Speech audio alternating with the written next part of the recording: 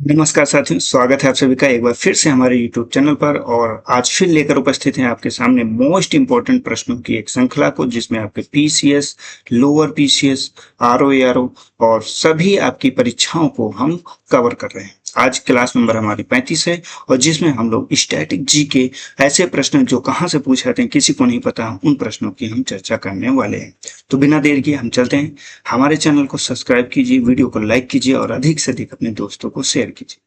इन 15 प्रश्नों में से आपके कितने प्रश्न सही होते हैं कमेंट करके जरूर बताइएगा। साथ में उस प्रश्न का उत्तर दीजिएगा जो हम होमवर्क में आपसे पूछते हैं। तो आज का हमारा पहला प्रश्न है, जनगणना की तर्ज पर मृत्यु की गणना करने वाला पहला राज्य कौन सा है? केरल है, तमिलनाडु है, कर्नाटक है या फिर आपका महाराष्ट्र है? तो यहाँ पे बेटा आपको याद रखना है कि जिस तरह से मतलब जैसे आपकी जनगणना जानते हैं, जनगणना हर बार आपकी हर जगह पे क्या की जाती है, काउंट की जाती है, लेकिन मृत्यु की गणना भी की जाती है। मृत्यु की गणना करने वाला जो पहला राज्य था ये बेटा आपका कर्नाटक थी। इसने एक व्यवस्थित तरीके से मृत्यु की गणना भी की और एक कहीं ना कहीं जो स्वास्थ्य के आंकड़े हैं उन सटीक आंकड़ों को यहाँ पे प्रस्तुत किया। तो इसलिए ये चीज आपके लिए महत्वपूर्ण हो जाती है, इस चीज को यहाँ पे याद रखिएगा। हम चलते हैं अपने अगले प्रश्न पर। हमारा प्रश्न है, किस मुगल बादशाह ने वसीयत लिखकर अपने पुत्रों को यह निर्देश दिया था कि असद खां को वजीर बनाए? शाहजहां ने, औरंगजेब ने, अकबर ने या फिर जहांगीर ने? तो बेटा देखिए यहाँ पे देखिए सबसे बड़ी चीज ये है कि वसीयत के माध्यम से किसी व्यक्ति को जो है वजीर बनाने के लिए लिखा गया। कितनी बड़ी बात है। क्यों? क्योंकि कहीं ना कहीं असद खान के अंदर वो टैलेंट होगा, वो बात होगी जो ये व्यक्ति जानता है, तभी तो उसने जो है इसको लिखा। ये थे आपके औरंगजेब जी। औरंगजेब ने जो है अपनी वसीयत में अपने पुत्रों को ये निर्देश दिया था कि असद खान को ही वजीर बनाया जाए, इनके अलावा किसी अन्य व्यक्ति को वजीर नहीं बनाया जा सकता। और कहीं ना कहीं अगर देखें तो औरंगजेब ही वो ऐसा शासक था जो मुगल साम्राज्य में अंतिम एक कहीं ना कहीं दृढ़ संकल्प या मजबूत शासन के तौर पे शासक किया था। इसके बाद धीरे धीरे धीरे धीरे पूरा शासन बिखरता हुआ चला था, कोई मतलब मजबूत शासक उभर कर नहीं दिखा था। क्लियर बेटा, इस चीज को याद रखिए। चलते हैं हम अपने अगले प्रश्न पर। हमारा प्रश्न है, किसका गुणसूत्र संतान में लिंग निर्धारण के लिए उत्तरदायी होता है? माता का होता है, पिता का होता है, दोनों का होता है या फिर कोई नहीं होता है? देखिए बेटा यहाँ पे कह रहा है संतान में लिंग के निर्धारण के बारे में। तो पहली चीज तो यही कि संतान में जो लिंग का निर्धारण किया जाता है ये पिता के गुणसूत्र से किया जाता है। ये आपका सामान्य से इस प्रश्न का उत्तर। लेकिन कैसे किया जाता है ये है। अब देखिए यहाँ पे देखिए दो चीजें होती है, एक आपका होता है पुरुष और दूसरा आपका होता है स्त्री। अभी जो पुरुष होता है, पुरुष के अंदर जो गुणसूत्रों की संख्या होती है ये क्या होती है, ये एक्स और वाई गुणसूत्र होते हैं। वहीं जो स्त्री होती है, स्त्री में आपके एक्स और एक्स गुणसूत्र ही रहते हैं। अगर लड़की होगी तो उसके अंदर एक्स और एक्स गुणसूत्र होते हैं, अगर लड़का होगा तो एक्स और वाई गुणसूत्र होते हैं। तो इसीलिए पुरुष का गुणसूत्र निर्धारक हो जाता है, क्योंकि जब इसका एक्स से एक्स का गुणसूत्र मिलता है तो रिजल्टेंट के तौर पे आपको क्या मिलेगा, एक्स और एक्स गुणसूत्र मिलेगा। ये क्या हो जाएगी, ये आपकी लड़की का जन्म हो जाएगा। वहीं पे अगर इस वाले गुणसूत्र को इस वाले गुणसूत्र के साथ मिलाया जाता है, मतलब मिलता है, तो यहाँ पे रिजल्टेंट के तौर पे क्या आ जाएगा, आपका एक्स आ जाएगा और वाई आ जाएगा। तो ये क्या हो जाएगा, ये आपका लड़का हो जाएगा। तो इसलिए इस चीज को हमेशा याद रखिएगा, यही आपका जो वाई गुणसूत्र होता है, मेन जो होता है ये वाई गुणसूत्र ही होता है जो आपका लिंग निर्धारित करता है, लिंग निर्धारण। क्लियर, इस चीज को याद रखिएगा। अभी फिलहाल जो रिपोर्ट थी, अभी जो रिपोर्ट आ रही है उसमें ये कह रहा है कि एक्स जो जो वाई क्रोमोसोम है इनकी संख्या लगातार गिर रही है, तो भविष्य में हो सकता है सिर्फ लड़कियों का ही जन्म। ये भी एक खास बात है। अभी कुछ समय पहले आपने रिपोर्ट वगैरह देखी। चलते हैं हम अपने अगले प्रश्न पर।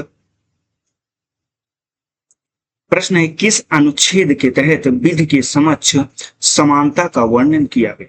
अनुच्छेद 12, अनुच्छेद 13, अनुच्छेद 14 या फिर अनुच्छेद 15? तो यहाँ पे बेटा याद रखिएगा जो आर्टिकल संख्या आपका 14 है ये जो है विधि के समक्ष समानता का उल्लेख करता है या विधि के समक्ष समानता की गारंटी देता है।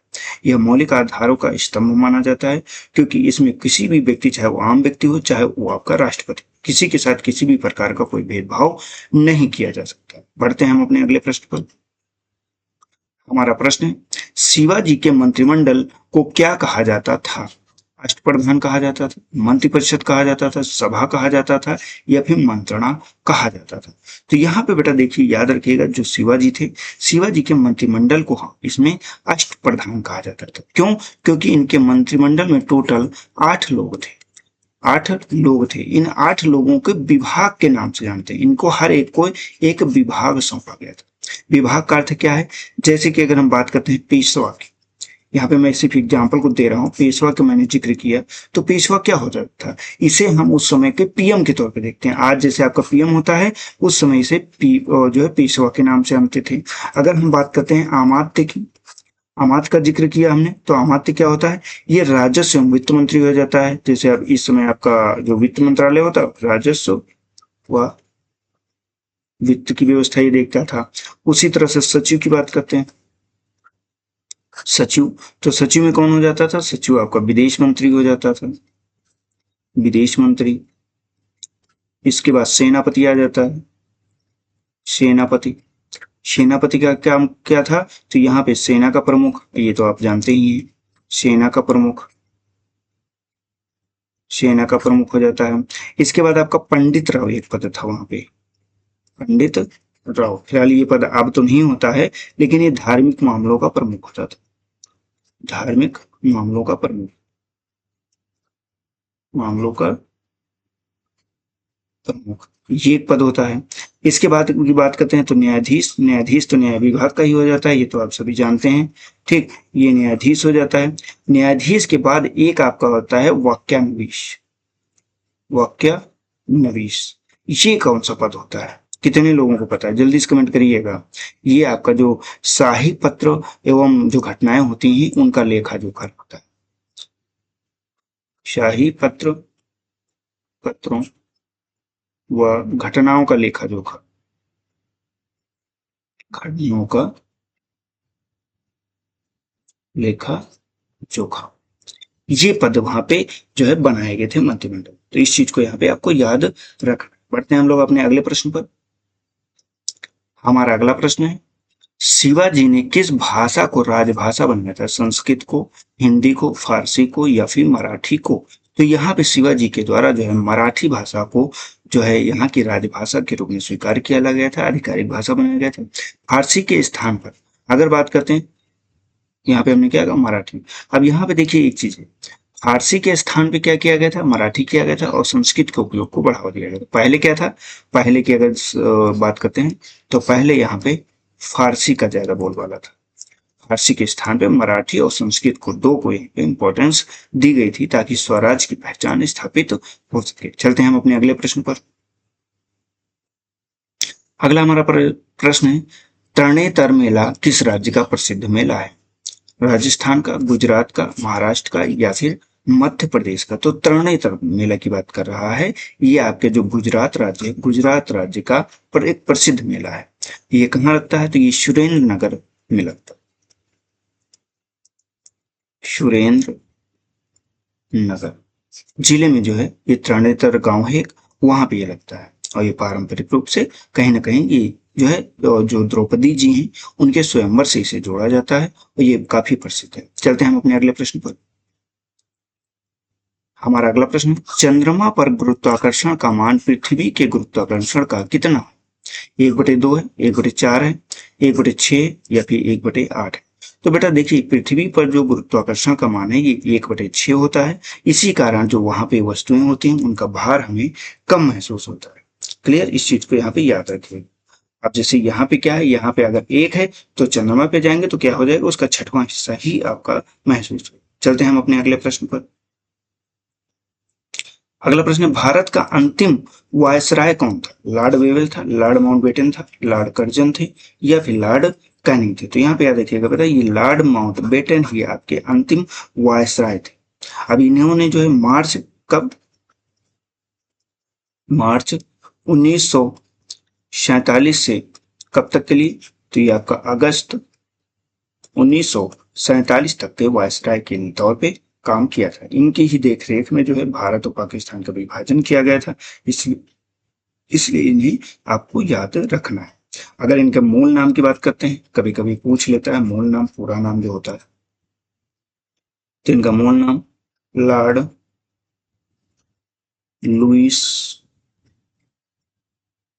माउंट बेटन, ये इनका मूल नाम। इस चीज को यहाँ पे याद रखें। चलते हैं हम अपने अगले प्रश्न पर। प्रश्न है, भारत की किस पंचवर्षीय योजना में खादी एवं ग्रामीण उद्योग आयोग की स्थापना की गई? प्रथम में, द्वितीय में, तृतीय में या फिर चतुर्थ में? तो यहाँ पे याद रखिएगा, जो खादी ग्राम उद्योग है, इसकी जो है द्वितीय पंचवर्षीय योजना के तहत जो है इसकी स्थापना की गई थी। स्थापना की अगर बात करते हैं तो ये 1957 में की गई थी, जो कि ये 1957 में 1956 के अधिनियम के तहत 1956 एक्ट था और 1957 में इसकी स्थापना की गई थी। इसका उद्देश्य क्या था? जो ग्रामीण क्षेत्र है, ग्रामीण क्षेत्रों में खादी और ग्राम उद्योग को बढ़ावा देना। क्लियर बेटा? चलते हैं हम अपने अगले प्रश्न पर। हमारा अगला प्रश्न, आर्य समाज की स्थापना किस वर्ष की गई? 1969 में, सॉरी 1869 में, 1872 में, 1875 में या फिर 1885 में? तो यहाँ पे बेटा याद रखिएगा 1875 में जो है आर्य समाज की स्थापना की गई। अब यहाँ पे एक प्रश्न और आता है कि किसके द्वारा की गई थी? किसके द्वारा? अगर यही प्रश्न पूछ ले किसके द्वारा, तो यहाँ पे याद रखिएगा आपका स्वामी दयानंद सरस्वती के द्वारा। दयानंद सरस्वती द्वारा जो है इसकी स्थापना की गई। इस चीज को यहाँ पे आपको याद रखना। हम चलते हैं अपने अगले क्वेश्चन पर। हमारा अगला प्रश्न है, खमावाड़ी किस धर्म से संबंधित त्योहार है? बौद्ध धर्म से, हिंदू धर्म से, जैन धर्म से या फिर सिख धर्म से? तो क्षमावाड़ी मुख्यतः देखिए, इसके अगर शाब्दिक अर्थ की बात करते हैं तो इसका अर्थ होता है, शाब्दिक अर्थ हो गया क्षमा कर देना। तो मुख्यतः इसमें यही चीज है कि पूरी तरह से क्षमा कर दिया जाता है, यह क्षमा दिवस मनाया जाता है। ये किसके द्वारा? तो ये जैन धर्म के द्वारा है। ये किसी अन्य व्यक्ति के जो है अगर कुछ गलतियां हैं, तो किसी को ठेस पहुंची है, तो अपने मन को साफ करता है और सामने वाले व्यक्ति को क्षमा कर देता है। ये चीज यहाँ पे किया गया है। ये एक तरह से देखें तो ये आपसी भाईचारे के संदेश को देता है, भाईचारे का संदेश देता है। ठीक, इस चीज को यहाँ पे आपको याद रखना। हम चलते हैं अपने अगले प्रश्न पर। हमारा अगला प्रश्न, शून्य में स्वतंत्र रूप से गिरने वाली वस्तुओं का त्वरण क्या होता है? न्यून होता है, अधिक होता है, समान होता है या फिर शून्य ही होता है? तो देखिए बेटा, यहाँ पे कह रहा है शून्य में स्वतंत्र रूप से गिरने वाली वस्तुओं का त्वरण की बात कर। त्वरण क्या होता है? त्वरण एक फ्लो होता है कि जब कोई चीज चल रही होती है तो कितना है। तो यहाँ पे आपका समान हो जाएगा, किसी भी प्रकार को कोई परिवर्तन नहीं होगा। क्यों? क्योंकि वहां पे निर्वात है या पूरी तरह से शून्य अवस्था है, और जब इसमें कोई घर्षण लगता है तभी त्वरण की स्पीड को कम किया जा सकता है। इसमें वस्तु के द्रव्यमान का कोई भी प्रभाव नहीं पड़ता है, इसलिए ये चीज यहाँ पे आपके लिए इंपॉर्टेंट होती है। चलते हैं हम अपने अगले प्रश्न पर। हमारा प्रश्न है, किस अनुच्छेद में लोक नियोजन के विषय में अवसर की समानता प्रदान की गई है? अनुच्छेद 14 में, अनुच्छेद 15 में, अनुच्छेद 16 में, अनुच्छेद 17 में? तो यहाँ पे आपको याद रखना है अनुच्छेद संख्या 16 में जो है लोक नियोजन के विषय में अवसर की समानता की गारंटी देता है। इसमें जो सरकारी नौकरियां हैं, जो गवर्नमेंट जॉब है, गवर्नमेंट जॉब, उनकी बात यहाँ पे किया गया। प्राइवेट सेक्टर की बात यहाँ पे नहीं करता है, यहाँ पे सिर्फ आपकी गवर्नमेंट जॉब के बारे में बात करता है कि सभी को समानता यहाँ पे प्रदान कर दी। चलते हैं हम लोग अगले प्रश्न पर।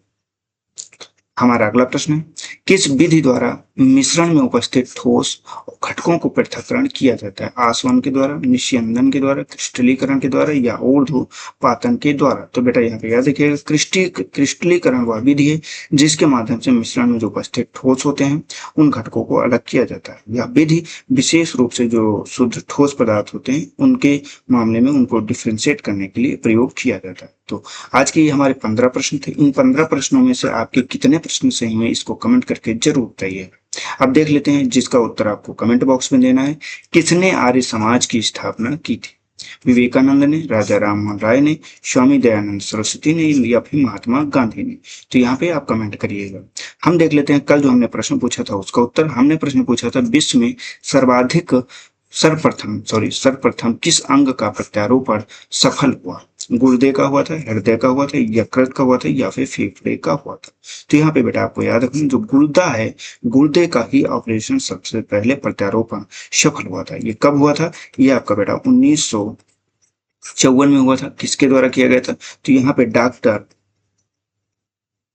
जोसेफ मरे एंड इनका जो है, उनकी टीम जो है, एंड टीम, इनके द्वारा इसका सफल प्रत्यारोपण किया गया था।